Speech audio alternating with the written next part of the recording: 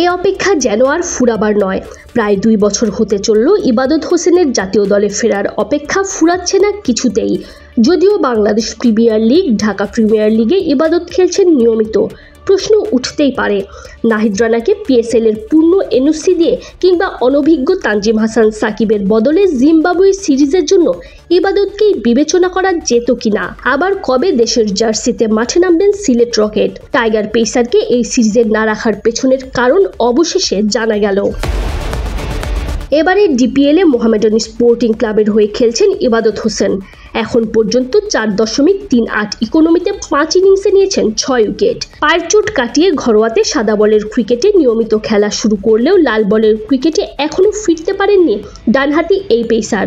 Zimbabwe সিরিজে ইবাদতকে বিবেচনা না করার পেছনের কারণ হিসেবে দেশের শীর্ষস্থানীয় পত্রিকা প্রথম আলোকে দলের প্রধান নির্বাচক কাজী আশরাফ হোসেন লিপু জানিয়েছেন, লাল বলে ইবাদতকে খেলানোটা এখনও ঝুঁকিপূর্ণ মনে হচ্ছে।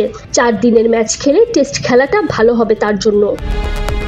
প্রথম আলোর প্রতিবেদনে আরও বলা হয়েছে, সর্বশেষ ভারত সফরে করানো এক পরীক্ষায় ইবাদতের 2 পায়ের শক্তির পার্থক্য পাওয়া গেছে 33%।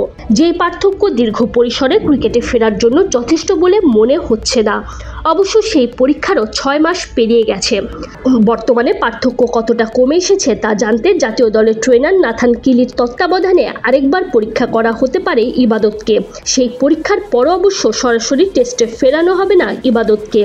এর আগে 4 দিনের ম্যাচ খেলিয়ে টাইগার পেসারকে হয়তো দেখতে চাইবেন নির্বাচকরা।